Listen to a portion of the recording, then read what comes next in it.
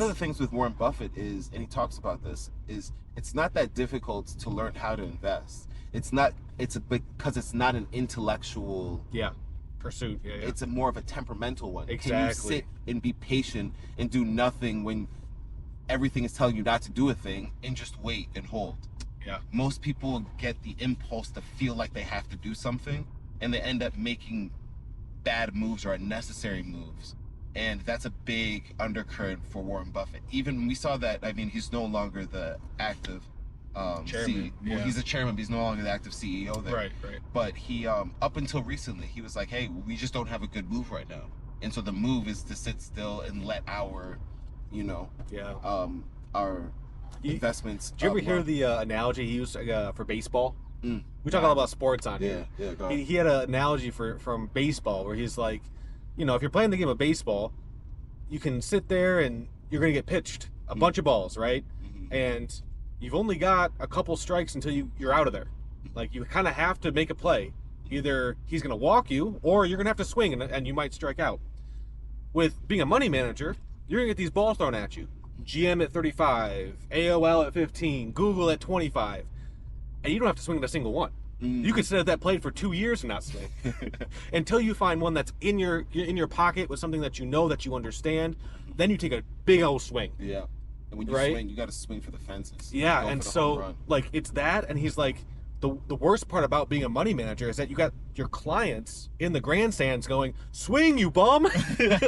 So it's like, and it's true, right? Like if he has your money and he hasn't moved it in 2 years, you might be like, hey man, can I get a return or can I get my money back? Yeah. But the smartest people will stay with him and hold it for the swing that he knows he'll be able to, make a grand slam on. Man, the A shares of Berkshire Hathaway. We haven't even gotten into that. The A shares of Berkshire Hathaway. 800 grand or something? 700 grand. They're probably 800 grand. I think it's like 800 grand. 700 as of last. Yeah, oh so 800. My God. I haven't looked at the latest on that. But I mean, you just own one of those shares. Yeah. I mean, it's insane. And so, while the couple things to just round this out, and then we'll shift into the super secret. Yep. Is he graduated from Columbia in 1951 when he was 21 years old. Yeah. With his master's. And then, of course, Benjamin Graham didn't give him the job. And said, hey, man, you're not Jewish enough.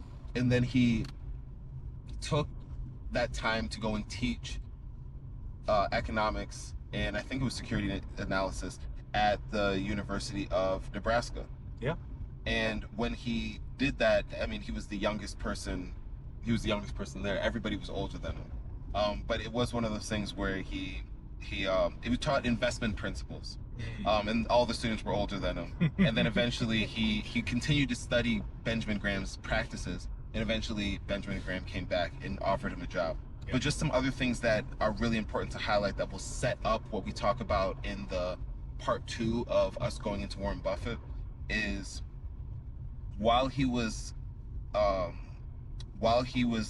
studying under Benjamin Graham, this is important here, or while still at Columbia, he discovered that Graham was the chairman of Geico. You know the Gecko commercials, right? That seem all fun, but it's an insurance business. It's government insurance. Yeah, it's government insurance. Government employees insurance company. And he took the train from New York to Washington, D.C. on a Saturday and found the Geico's offices closed. A janitor let him in and directed him to the only person in the building, Lormier Davidson, an executive. And Davidson, impressed by the young student's questions, spent 4 hours teaching Buffett around Geico's business model, the direct-to-consumer insurance model that bypassed insurance agents. Yep. Buffett was electrified. He invested roughly half of his net worth into Geico stock, made a 50% return in just 1 year before selling, a decision he would eventually reverse by buying the whole company 45 years later. Yeah, something around that story too is the executive was so impressed that somebody would show up on a Saturday. He's like, yeah, I'll give you some time. I'll give you my 4 hours to answer any questions, walk you through our business model, because anybody willing to show up on a Saturday is serious about this stuff. Yeah, when you could be sleeping in, when you could be watching cartoons, when you could be doing literally anything else, you're here asking about Geico. And he's 21 years old. I mean, of course, he had his master's and everything, but he's 21 and he's like, or 20 at this point, because it's right before he graduated, and he's like, no, I'm going to go down here and hang out with you, and I want to learn about this business. And he said, I'm like looked like a 12-year-old. I was just giddy. I was excited, and I think I made an impression on him. And it goes to show how your curiosity, not only is it a tool for you to receive information, but it's also a tool that for you to convey how much interest you have in somebody else's Oh, yeah. life or circumstance or what they're doing. And sometimes that can be a little bit nosy, seen as nosy, but other times it can be just a way to connect with people. And We're passionate about the same thing. exactly. So Yeah. so yeah, I think that's, I mean, that's a really big thing right there.